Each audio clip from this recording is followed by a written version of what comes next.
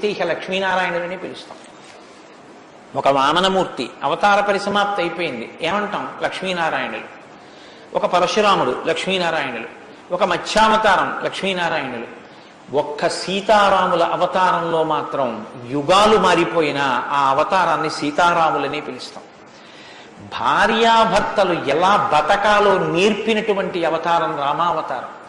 అన్నదమ్ములు ఎలా బతకాలో నేర్పిన అవతారం రామావతారం. తండ్రి కొడుకులు ఎలా బతకాలో నేర్పిన అవతారం రామావతారం. ఒక ఉద్యోగి యజమాని ఎలా బతకాలో నేర్పిన అవతారం రామావతారం. చిట్ట చివరికి ఎంత కష్టం కడుపులో ఉన్న రాజారాముడిగా సింహాసనం మీద కూర్చోవలసి వస్తే ప్రజల్ని కన్నబిడ్డల్లా పరిపాలించగలిగినటువంటి ధర్మాన్ని నిలబెట్టుకోగలిగినటువంటి సంపూర్ణత్వాన్ని సంతరించుకున్నటువంటి మనుష్య స్థితిని పొందిన అవతారం రామావతారం. మీకు జీవితంలో అనుష్ఠాన పర్యంతంలో ఎక్కడ ఏ విషయం గురించి అనుమానం వచ్చినా మీకు రామాయణం జీర్ణమైతే మీకు వెంటనే శ్రీరామాయణం జ్ఞాపకానికి వస్తుంది. అప్పుడు రాముడు ఇలా ప్రవర్తించాడు అని మీకు జ్ఞాపకం వస్తుంది. రామాయణం మీకు జీర్ణమైతే మీ భాష తీరు మారిపోతుంది. రామాయణం మీకు జీర్ణమైతే మాట ఎంత గొప్పదో మీకు అర్థమవుతుంది.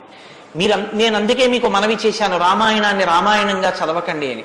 రామాయణం జ్యోతిష శాస్త్రం, రామాయణం వాస్తుశాస్త్రం, రామాయణం ధర్మశాస్త్రం, రామాయణం వాక్కు, రామాయణం ధర్మ పరిపాలన, రామాయణం న్యాయం, రామాయణం సామాజిక శాస్త్రం, రామాయణం శకున శాస్త్రం, రామాయణం పర్యావరణం, రామాయణం గురుభక్తి, రామాయణం శిష్యధర్మం. మీ ఇష్టం, ఎలా చదవండి, రామాయణం అలా వస్తుంది.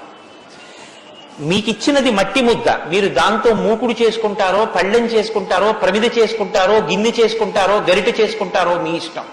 రామాయణాన్ని మీరు ఎలా చూడాలనుకుంటే మీకు అలా కనపడుతుంది. శ్రీరామాయణానికి ఉన్న గొప్పతనం ఏమిటంటే వాల్మీకి మహర్షి ఎవ్వరికీ కూడా కితాబులు ఇవ్వరు.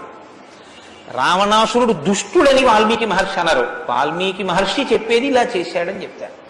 తెల్లవారకట్ట లేచాడు, పరస్త్రీ పట్ల కామంతో మనసు కదిలింది. నీకు నచ్చి నీకు కూడా అలా ఉండాలనుకుంటే నీ ఇష్టం, నీ తల కూడా తెగిపోతుంది. నీవు కూడా పుత్రమిత్ర కళత్రాదులతో భంగపాటు పొందుతావు. రాముడు నిద్రలేస్తూనే నదీ స్నానం చేసి సంధ్యావందనం చేశాడు. నువ్వు రాముడిలా ఉండాలనుకుంటే 7 తరాలు తరిస్తాయి. నీకేది కావాలో నువ్వు నిర్ణయించుకో. రాముడు గొప్పవాడని చెప్పరు, రావణుడు తక్కువవాడని చెప్పరు. నువ్వేది తెలుసుకోవాలో అది నువ్వు తెలుసుకొని అనుష్ఠించాలి. అది శ్రీరామాయణం యొక్క గొప్పతనం. అంత గొప్ప అవతారంలో రాముడు ఎప్పుడు మాట్లాడినా ఋషివాక్కుని సమర్థిస్తాడు. రాముడు ఎప్పుడు మాట్లాడినా వేదవాక్కుని సమర్థిస్తాడు. రాముడు ఎప్పుడు మాట్లాడినా ధర్మాన్ని సమర్థిస్తాడు.